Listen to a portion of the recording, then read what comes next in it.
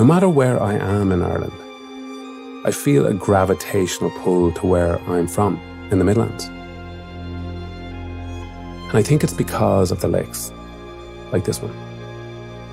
These homes to rainbow trout and swans and mythical stories like the Children of Lir and Gulliver's Travels. And when I get rinsed by the world, which happens quite a lot, or feel particularly lost, this is where I return.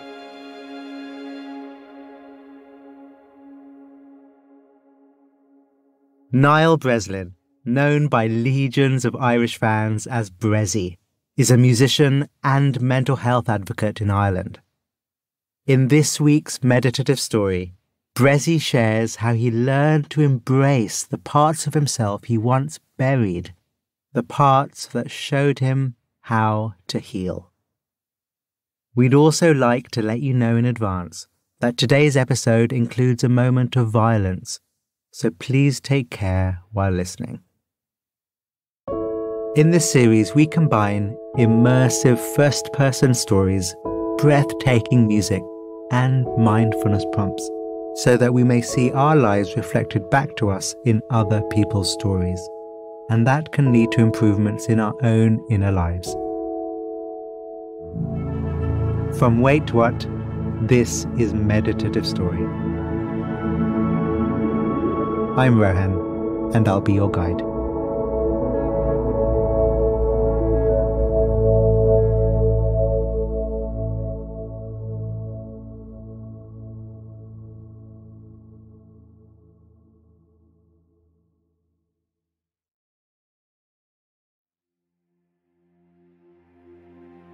The body relaxed, the body breathing, your senses open, your mind open, meeting the world.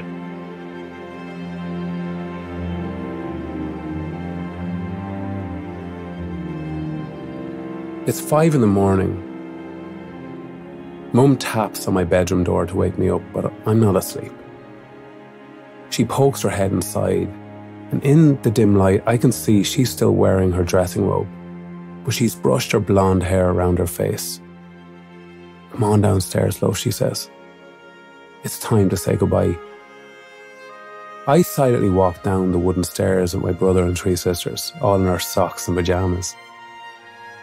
The hallway at the bottom of the stairs, it's small. It's a bit awkward for all of us to squeeze in. I'm only 10 years old, but I'm already used to this routine. Dad's waiting by the front door.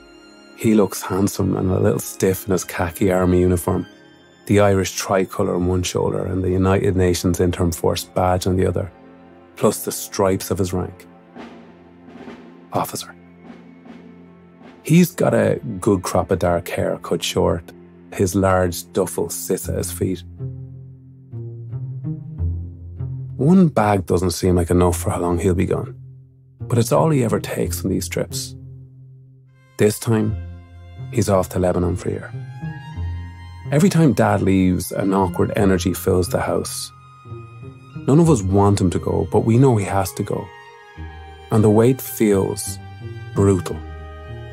And the build-up makes me anxious and unsettles me, and my 2 older sisters, Julie and Nora, retreat to the kitchen. But I stay in the hallway looking at my dad, and I can see by his face that he's dreading this too. He doesn't want to leave his family. I'm trying to hold it together, but I'm fooling nobody. That's when Mum leans over and whispers, "Don't cry. It'll upset your dad." I don't really understand. Why can't I cry? I'm upset. We all are. But there's a somewhat unspoken understanding that we don't do that. And I hold my breath until that feeling passes. Mum is so strong, and I want to be strong for her. Finally, we see the headlights through the glass by the front door. We stand in a line, oldest to youngest, and Dad gives each of us a hug. I'm 4th. His warm, stocky arms wrap around me. It's a long hug. Always a long hug. Be good for your mother, he says. We step out into the freezing porch and are greeted by another man in uniform. Things are suddenly very formal. He and my dad salute each other, and he grabs my dad's duffel and takes it to the truck. Dad lingers for a second and grumbles something about needing to use the toilet before he goes. Selfishly, I think, would you just go, for God's sake? Just leave, so we can stop feeling like this and start counting the days till you come home. And when Dad finally turns and walks towards the car, I can hardly bear it. Through the dark, I see his shoulders shake and hear a muted, heartbroken cry. He keeps walking and doesn't turn back. We all retreat to our bedrooms and pretend to go back to sleep. I lay on my back in my bed, feeling confused. In the next room, I hear my mum, this strong, stoic woman, sobbing. God, I think, why can't we just feel things in front of each other? Even at this age, I understand. This is Ireland. We aren't supposed to show sad emotions, only happy, joyful ones. We're uncomfortable with other people's pain, so we avoid feeling it ourselves. We don't know how to deal with it. We bury it deep, deep down. As the dawn light begins to creep through the window, I take whatever part of me is sad about my dad leaving, and I try to push it down.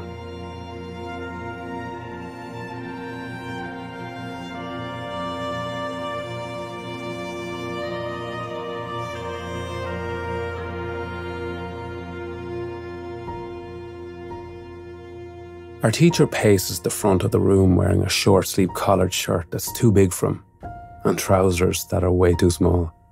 His face is tense and covered in sweat. His fingers and clothes have a slightly yellow colour from smoking. The boy standing next to him, holding his arm out, stares straight ahead at the back of the classroom. All the primary school classrooms look the same. 20 wooden desks facing the front. It's all windows on one side, and the sunshine beating through the glass today makes it really hot. This big old stone school for boys is run by the Congregation of Christian Brothers. The teacher stops his pacing and once again raises the leather strap above his head, striking it down viciously in the hand of the stone-faced boy standing by his desk. We all wince. My stomach turns over. This 9-year-old boy is the toughest kid. He's what we call a traveller here in Ireland, part of a minority ethnic group, and he's always getting picked on by the teachers, an easy target for their abuse. And he just stands there taking it. I'm hardly breathing. We've all been in this boy's position.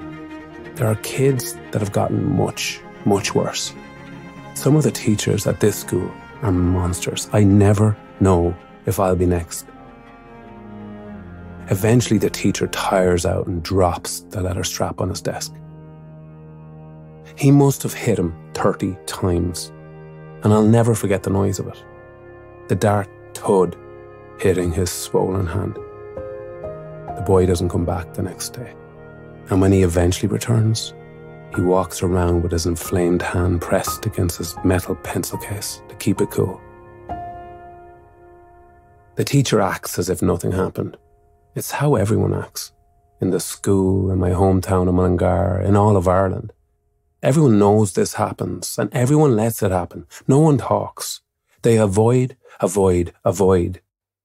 A baton of silence has been passed from grandfather to father long before I was born.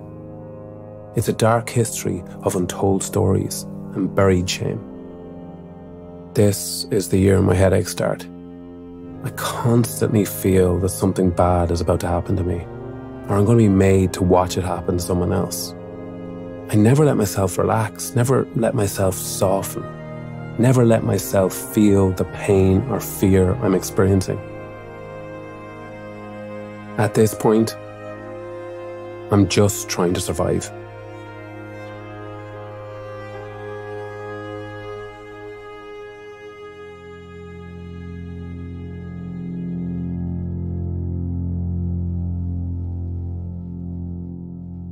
Our own body may also have tensed up following that difficult moment. Mine certainly has. So let's soften ourselves, letting go the hands or face or wherever you can feel any holding. Softening and relaxing tension wherever we can. And giving ourselves permission to feel all our feelings.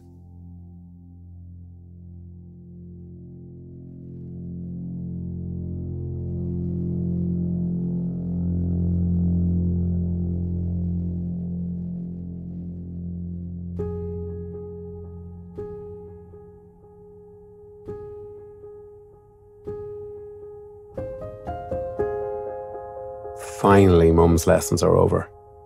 When I hear the last student leave, I race downstairs to the good room. That's what we call it, the good room. And it's really too small for the baby grand piano, but we put it in there anyway.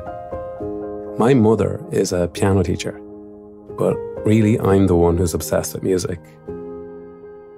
I feel safe behind the piano. It's like a sanctuary to me. I slide onto the polished wood bench, still warm from the kid who just sat there. It's pitch dark outside, an Irish winter. I ignore the sheet music on the stand. I know how to read notes, but that's not how I play. I deconstruct songs I like. In our home, I take in an eclectic mix of music escaping from my siblings' bedrooms, from ABBA, The Cure, the Sex Pistols, punk, goth, and metal, with my mother's penchant for classical and my dad's love of traditional music. I take songs apart, put them back together, learn them from the inside out. Today, I'm working on a classic Scott Joplin piano tune, The Entertainer. It feels like all my fingers are moving at once and I mess up and I start again and again and again. It's that melody that... At 15 years old, my life looks good on the outside. I do fine in school, I'm captain of the school football team, I love my family. But I can't sleep at night. I lay in bed and feel like I'm choking, like I can't breathe. I tear my bed cover apart. My stomach always hurts. It feels like my skin is always crawling. The doctor says it's just puberty. I don't believe that. At the piano, none of that matters. I'm just trying to figure out the left-hand chords, adding in sustained pedal, getting lost in the music, and hours go by. When I play music, I play by feeling. It's intuitive. It's the opposite of that hypervigilance, that fear that consumes my mind. Like I'm tapping into some place deep inside me that's untouched. A place that I otherwise close myself off to. A place where I'm confident, creative and strong. Where I can do more than just survive. Where I can feel.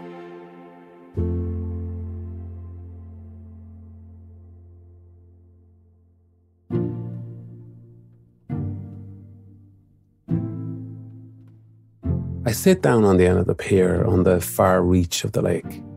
The wood is a bit creaky and worn down from years of sun and rain and battering Irish weather. It's near sunset, so the air has a little bit of a chill to it, and it feels crisp and smells of silty earth. This lake, Lough Ennel, has a peculiar energy to it that's hard to describe. I absorb it. I take every bit of it in. I'm in my mid-30s now, and this is a night I really need that special energy.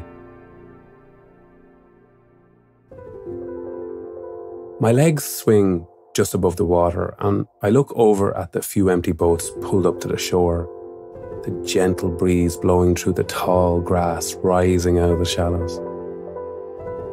It's the height of summer, and I'm surprised the midgies aren't out, because usually you get absolutely eaten alive in the evening. I hear the occasional plop of a fish. Miles off in the distance, farmers harvest their crops. But that's it. Nobody's around. No matter where I am in Ireland, I feel a gravitational pull to where I'm from, in the Midlands. And I think it's because of the lakes, like this one. And in spite of everything I went through in my hometown, just a few kilometres up the road, the stress, the abuse, the depression, I always come back to these calm and serene bodies of water. These homes to rainbow trout and swans and mythical stories like the Children of Lir and Gulliver's Travels. When I get rinsed by the world, which happens quite a lot, or feel particularly lost, this is where I return. That anxiety I experienced as a teenager goes on for years, and it gets worse. I start having panic attacks. They get so bad that I end up dropping out of college and I'm forced to quit like a professional rugby career that I loved. I just couldn't do it anymore. But my music takes off. I mean, like really takes off. And I end up being on one of the biggest TV shows in the country. But 10 minutes before a live taping, I find myself on the floor of the dressing room. Scrape marks on my neck from trying to catch my breath. Vomit my shirt. Another panic attack. Still, I pretend I'm okay. I walk out onto this live TV show and I just do my job. That familiar routine. I push everything down. Do what I've been shown to do. Emotionally disconnect from the world. In my head, it's easier to feel nothing than to feel everything.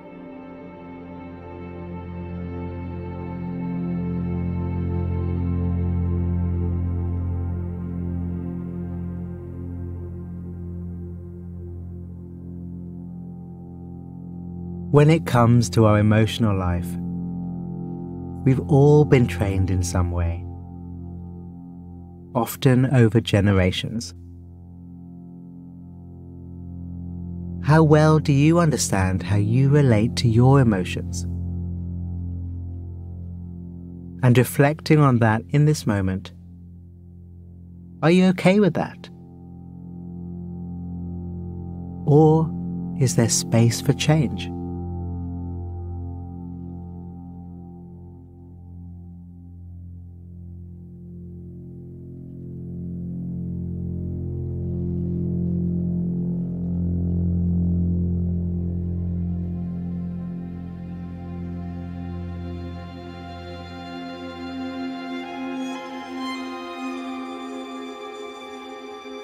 Sitting on the pier, I take a deep breath and look softly out at the lake. It's about 6 kilometres to the far end. It's hard to distinguish between the water and the sky, married in blue, utterly undisturbed. And I know every single part of this lake. The deep parts, the shallow parts, it's just a beautiful part of the world. I always try to keep it in my mind. Irish people, we have a long history of meditating through the land. Everyone from the pagans to the high kings of Ireland. The land here is utterly hypnotic. As I continue to stare off, my body becomes just less tense. I'm enveloped in the beautiful ambient hum of nature. And it's utterly relaxing. The solitude and peace of it all. My focus continues to soften. I watch the gentle movement of the water on the lake's surface, constantly changing. And then I see something far across the lake. It's just a flash of colour at first. A boat? No. A figure. A person. It looks as though it's heading towards me. I can't make out who it is, but I keep watching, curious, and letting the image wash over me. I have this sense of comfort and assurance, and it feels warm. The figure kind of keeps coming towards me, walking along the water surface, and I feel like I'm moving to meet it, inviting it to merge with me, as funny and weird as that sounds. It's only then I realize the figure is me, or a part of me. And in my head, I think that's the person that's got me through all of this. Those years at school, those long nights, those panic attacks. That's the person who's strong, untouched and compassionate, who's vulnerable and feels everything. That's the person within me. There's a quote from an Irish poet and philosopher named John O'Donoghue that my partner Louise once told me, and I've never forgotten it. The quote goes, "There is a place in you where you've never been wounded." When I first heard it, it floored me. The possibility that there was a place in me where I've never been wounded. And now for the first time, I see it as true.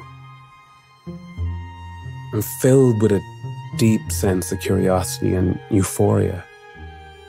I want to know that person across the lake, that part of me that isn't afraid to feel, that part of me that I've pushed down for so long. I want to hear what he has to say. It's 7:15 now and the sun is setting, and I know I should go. I just feel so at ease, so happy.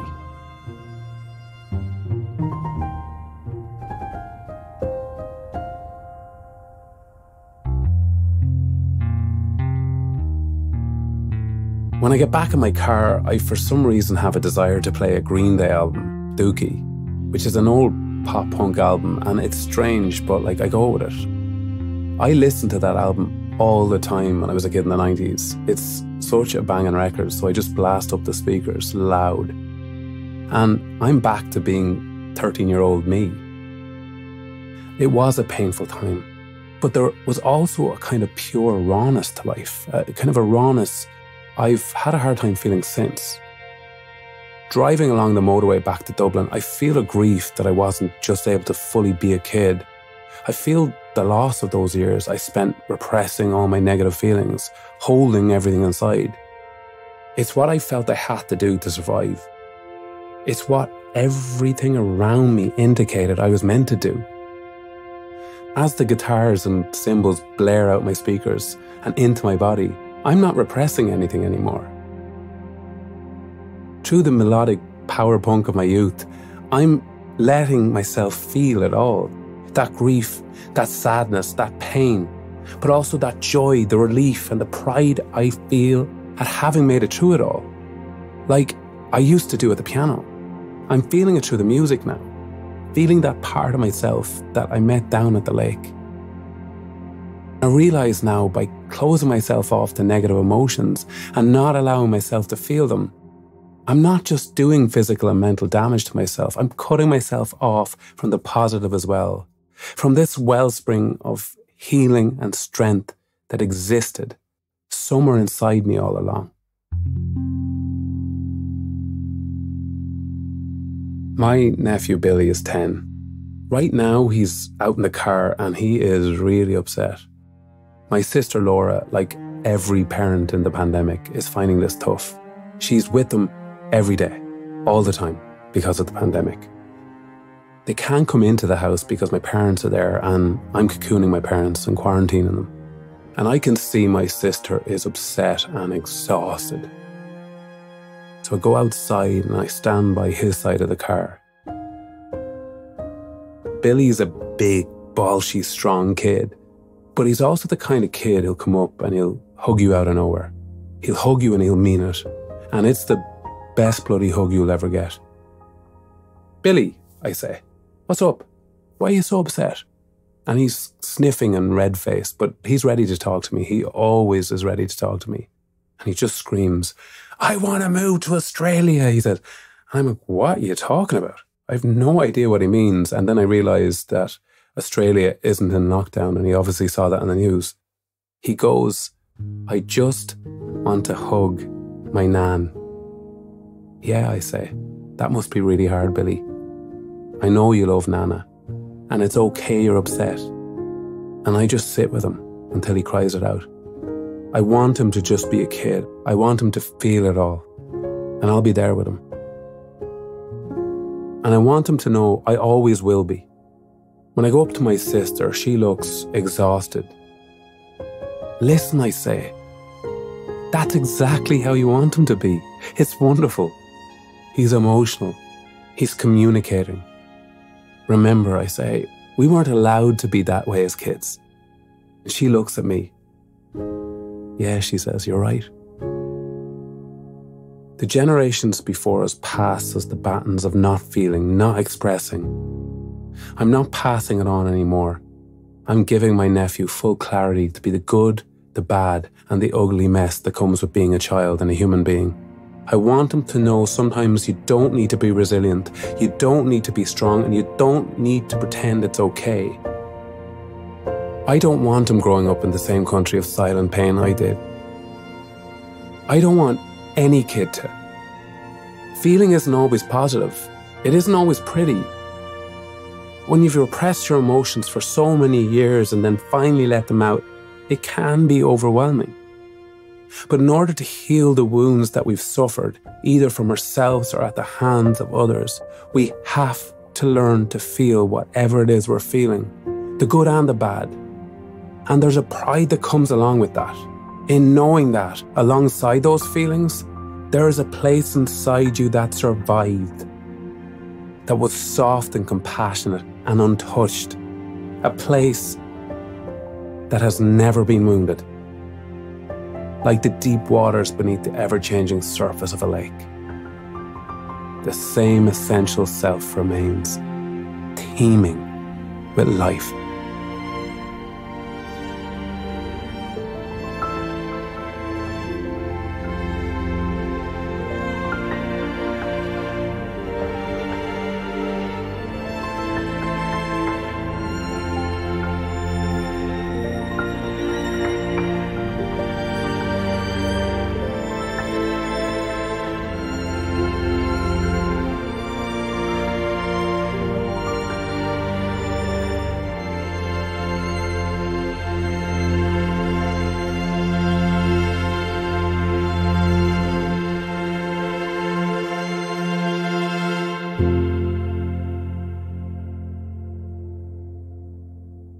Thank you, Niall.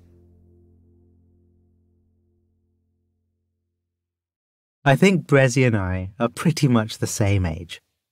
I also remember that Green Day album so well. My sister had put a mixtape together for me on one side of a cassette, and on the other was that album. I vividly remember the freedom and energy I had listening to it as a young teenager. The songs speaking to things I was feeling, but didn't have the emotional literacy to express myself. And I also recognise what it's like to be brought up in a culture and a family where suppression tends to win over expression. And so for our closing meditation, I'm going to take us through a 4-part process which I found useful in my own life to unlearn some of those inner behaviours. Because whether trained or by our own intuition, when repressing our emotions, in the moment it can serve a really useful purpose, because it means we don't have to feel some of the difficult stuff. But the cost is that we disconnect from parts of ourselves that, if opened up to, would allow us to heal and move forward. So, to our practice together. This is one you can do now, but also one you might want to come back to or try by yourself. And we start with settling down. Sometimes emotions can be loud and obvious. Sometimes, and for many of us more often, they're quiet, crowded out by the busy to-do list that is our day. And so, our mind can need to be a bit quieter than it typically is to be sensitive to our emotional life. Having a quiet mind also allows us to tune into more subtle emotions. Recognizing that, we start by settling down, softening the body, softening your signature areas of holding if you know them, allowing the body to be comfortable, scanning the body for any tension that is here, residue from what has come before.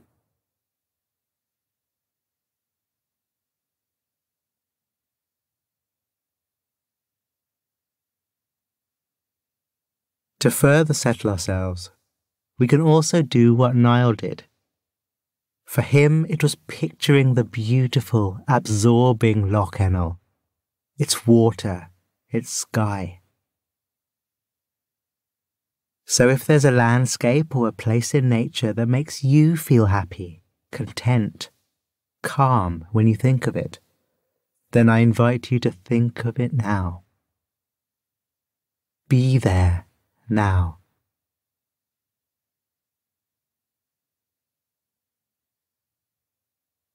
It can be a bit of a meditation cliché to visualize ourselves in a beautiful place. But I think it's a cliché because it can really work. So whether it's that or something else, do what you need to do to settle down and settle in. I trust you.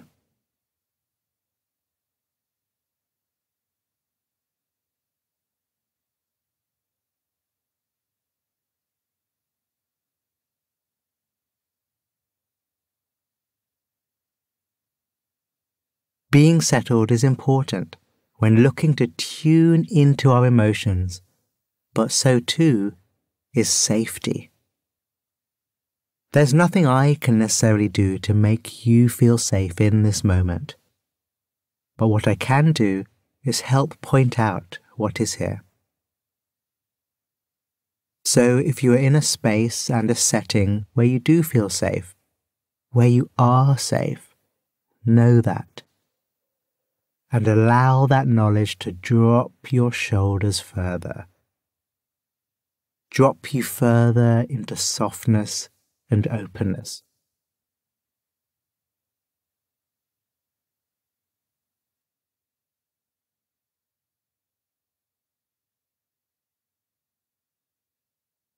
Now that we're settled and open, we'll move to do the practice of noting or naming, one I've shared a few times before since it has so many benefits. The version we'll do today is to notice what is happening in our mind, our emotions, our mood, our feelings. Notice what's happening and name it, out loud if you like, or just softly to yourself. Turning inside and in as real time as possible, sensing into our emotions and naming them as they appear. Making a note every few seconds or so. Let me do a little demo. Calm. Planning. Calm. Worried. Just like that, noticing what's happening in our emotional life, giving it a name and naming it out loud or internally to yourself. And if you're not sure, or if you notice a sense of blankness, that's what you note. Not sure. Blankness. Because that's what's happening. Because that's the idea, naming what is happening in our emotions while they are happening. Mindfulness of emotions in one of its purest forms.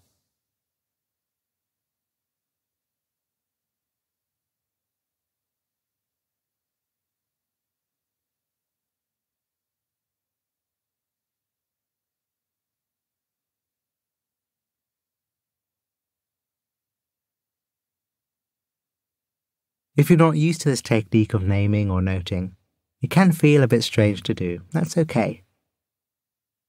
If you notice there's some judgment arising, either of me or of you or the technique, if you notice any urge to move away from the meditation, that's totally okay. Just include that in what you note. Judgment, cynicism, resistance, whatever is here in the heart, in the emotions, know it and note it. Quietly to yourself, or if you're feeling brave, out loud.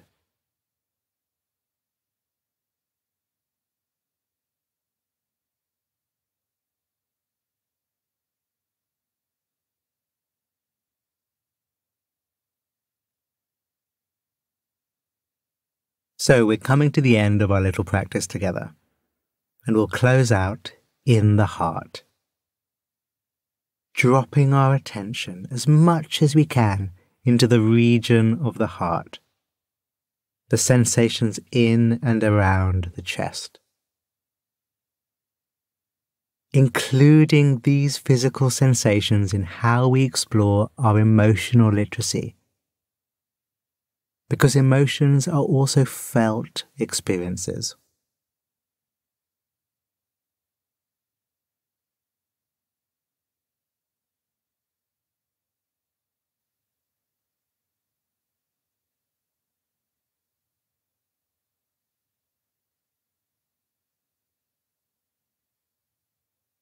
So that's us.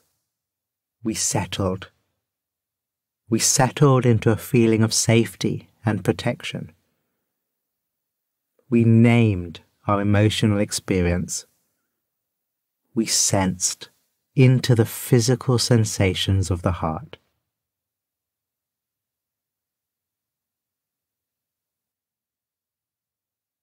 I hope you got a little sense of how valuable this practice can be. Build it over time, and our sensitivity to our emotional life can really grow. And even better, it can feel normal to know what's really going on inside us. So when things do get a bit scary and a bit challenging, we have the tools and most importantly the confidence to face things and not always have to run away.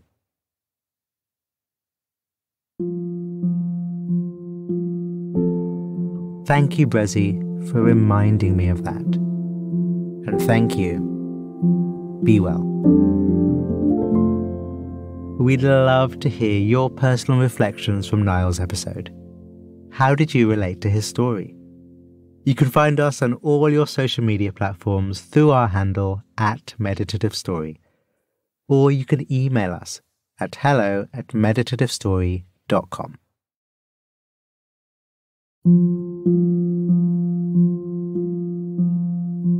Meditative Story is a Wait What original. Our executive producers are Darren Triff, June Cohen, and Jay Punjabi. The series is produced by Dorothy Abrams.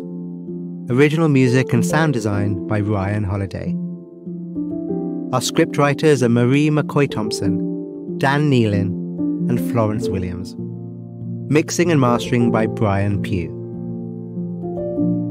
Special thanks to Laurie Hoffman, Anna Pizzino, Sarah Tarter, Katie Blazing, Mariel Carricker, Nikki Williams, Kelsey Capitano, Tim Cronin, Sammy Oputa, Colin Howarth, Brittany Mills, Alfonso Bravo, Brandon Klein, and Brad Whirl.